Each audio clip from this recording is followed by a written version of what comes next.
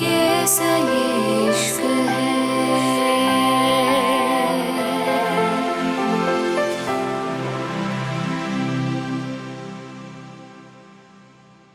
मुंबई जन्नत विला हया जैसे ही पानी में गिरी वो छटपटाने लगी थी। उसको तैरना नहीं आता था, ऊपर से पानी कुछ ज्यादा ही गहरा था। रुद्राक्ष कॉल पे बिजी था, शायद कोई इंपॉर्टेंट कॉल थी, लेकिन अचानक उसको एहसास हुआ जैसे कोई पानी में गिरा था। रुद्राक्ष ने जैसे ही चारों तरफ देखा, कहीं से कहीं तक कोई नहीं था, लेकिन तभी उसकी नजर पुल पे पड़ी थी, जहां हया के सिर्फ बाल दिखाई दे रहे थे।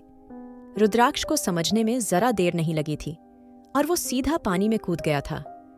रुद्राक्ष 2 सेकंड के अंदर हया के करीब पहुंच गया था। उसने जल्दी से हया को गोद में उठाया और उसको उठा के पुल के बाहर आ गया। हया बिल्कुल बेहोश थी। पीच साड़ी उसके जिस्म से चिपकी हुई थी। उसके शरीर का हर हिस्सा साफ दिखाई दे रहा था। उसके लंबे बाल जुड़े निकल के उसके चेहरे पे चिपक गई थी और वो गहरी गहरी सांसें ले रही थी। रुद्राक्ष उसके चेहरे को हल्का सा थपथपाते हुए बोला, आंखें खोलो हया, आंखें खोलो। लेकिन हया बिल्कुल बेहोश थी। अब रुद्राक्ष को फिक्र होने लगी थी, कहीं उसके दादू उसको ही कसूरवर ना समझे। रुद्राक्ष धीरे धीरे हया को उठाते हुए बोला, उठो यार, क्या ड्रामा करके बैठ गई हो? फिर से घरवाले मुझे सुनाएंगे। रुद्राक्ष ने अपनी मुट्ठी कस के बंद करी और हया के चेहरे को दोनों हाथों से पकड़ के हल्का सा ऊपर उठाया और अगले ही पल अपने होंठ हया के होंठों से जोड़ दिए। अचानक ही जैसे सारी दुनिया थमसी गई थी। एक अलग सा एहसास, रुद्राक्ष जो सिर्फ हया की मदद करने के लिए उसके करीब गया था। हया के होंठों पे कुछ ऐसा था, रुद्राक्ष पागल सा हो गया था। उसको समझ नहीं आ रहा था आखिर ये छुअन कैसी थी। वो हया के होंठों पे अब प्रॉपर किस कर रहा था और हया धीरे धीरे जागने लगी थी। और जैसे ही हया ने अपने होंठों पे कुछ महसूस करा, वो एकदम जाग गई थी। हया ने अपने ऊपर रुद्राक्ष को झुका देखा तो उसने जोर से रुद्राक्ष को धक्का दिया था। रुद्राक्ष हल्का सा पीछे हो गया था। हया ने अगले ही पल एक जोरदार थप्पड़ रुद्राक्ष को जड़ दिया था। रुद्राक्ष बहुत हैरानी और नफरत से हया को देख रहा था। हया नफरत से बोली, तुम्हारी हिम्मत भी कैसे हुई मुझे छूने की? कैसे छुआ तुमने मुझे? और सुबह तक तो तुम बड़ी बकवास कर रहे थे, अब क्या हुआ? खुद पे कंट्रोल नहीं रहा तुम्हारा? हया चिल्लाई तो रुद्राक्ष जो अब तक बर्दाश्त कर रहा था, उसका कंट्रोल खुद से छूट गया था।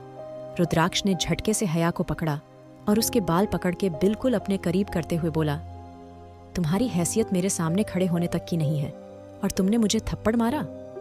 यहां तुम्हारी लाश पड़ी होती, तुम नहीं।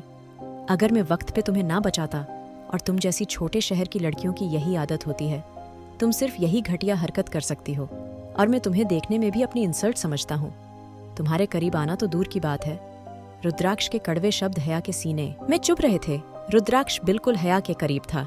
हया के गीले बाल रुद्राक्ष के चेहरे पे पड़े थे और हया के जिस्म का हर एक हिस्सा रुद्राक्ष से चिपका हुआ था।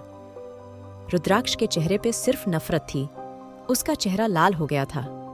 रुद्राक्ष हया के कान के पास जाके धीरे से बोला, हया दीवान, तुमने शेर को जगाया है और ये थप्पड़ तुमने मुझे नहीं अपने आप को मारा है।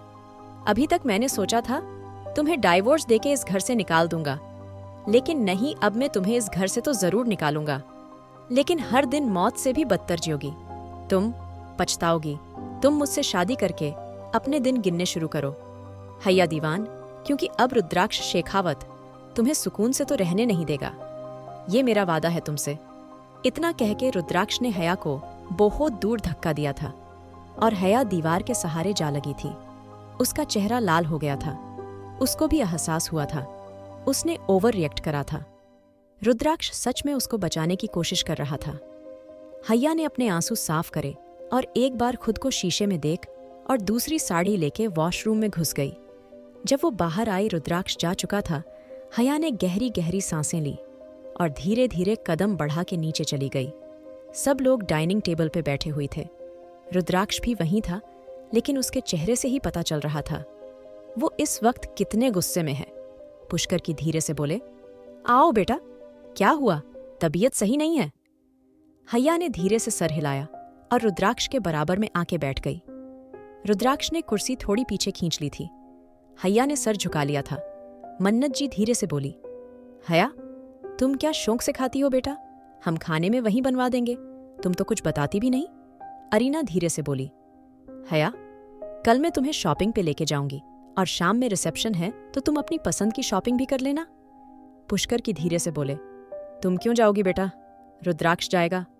अब हया रुद्राक्ष की जिम्मेदारी है और कल रुद्राक्ष हया को लेके जाएगा। अरे, हमारी बहू को जरा मुंबई दिखाओ, इसको घुमाओ फिराओ, बोर हो जाएगी वो ऐसे। पुष्कर जी की बात पे रुद्राक्ष खाना छोड़ते हुए बोला। दादू, कल मुझे बहुत जरूरी काम है, मैं कहीं नहीं जाऊंगा।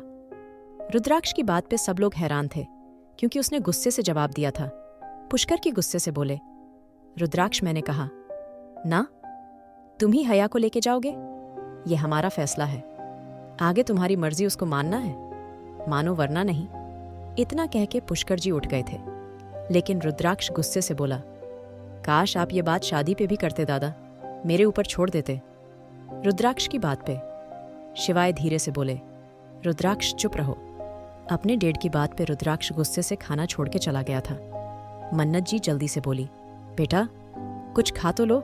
रुद्राक्ष, तुमने ब्रेकफास्ट भी अच्छे से नहीं करा था। लेकिन रुद्राक्ष बिना कुछ बोले चला गया था। मन्नत जी ने अपना सर पकड़ लिया था। हया की आंखें फिर आंसुओं से भीग गई थीं। मन्नत जी मुस्कुरा के बोली। हया बेटा, तुम क्यों इतनी परेशान हो? वो अक्सर गुस्से में ऐसा करता है, तुम डिनर करो।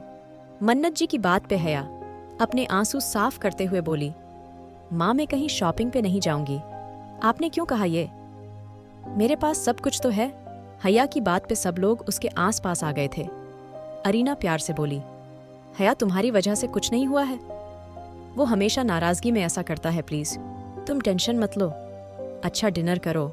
सबके समझाने पे हया ने ना चाहते हुए भी एक दो निवाले खाए थे और अपने कमरे में आ गई थी। उसने गहरी गहरी सांसें ली और बेड पे आके बैठ गई। उसकी वजह से रुद्राक्ष भूखा चला गया था। उसको अफसोस था, शायद सच में उसने ओवर रिएक्ट करा था। हया खुद से ही बोली, मैं क्यों उस तरफ गई थी और मैंने क्यों उस शैतान को थप्पड़ मार के अपने लिए ही मुसीबत मोल ले ली।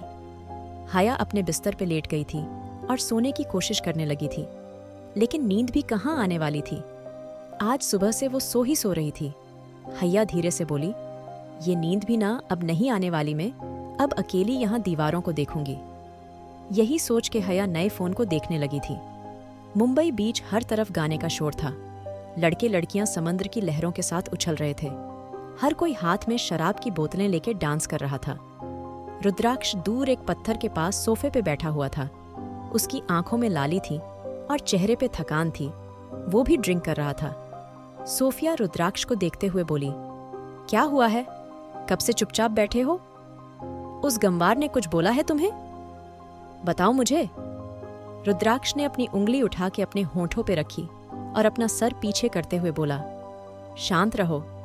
तुम्हारे उन घटिया दोस्तों ने पहले ही इतना शोर करा हुए है। उन्हें चुप करवाओ, कहीं मैं इन्हें हमेशा के लिए शांत ना कर दूं। रुद्राक्ष की बात और सोफिया चिढ़ते हुए बोली, उस गंवार को झेलते हुए ये बातें तुम कहते नहीं और मेरे दोस्त तुम्हें बुरे लग रहे हैं। पूरे दिन काम काम काम काम, और फिर तुम्हारी वो सीक्रेट डील जिसके बारे में तुम मुझे कभी बताते भी नहीं, और मैं तुम्हें अब यहाँ थोड़ा चिल कराने लाई हूँ, उसके बाद भी तुम मुझसे बात नहीं कर रहे। सोफिया लगातार चिल्ला रही थी, लेकिन रुद्राक्ष उसकी बात पे ध्यान ही नहीं दे रहा था और आखिरकार सोफिया चुप हो गई थी। वहीं रुद्राक्ष के दिमाग में वही थप्पड़ गूंज रहा था और उसकी आंखें लाल सुर्ख हो रही थीं। क्या करेगा आखिर रुद्राक्ष अब? क्या लेगा बदला इस थप्पड़ का? आखिर कैसे संभालेगी हया रुद्राक्ष के गुस्से को? जानने के लिए सुनिए married to cold hearted billionaire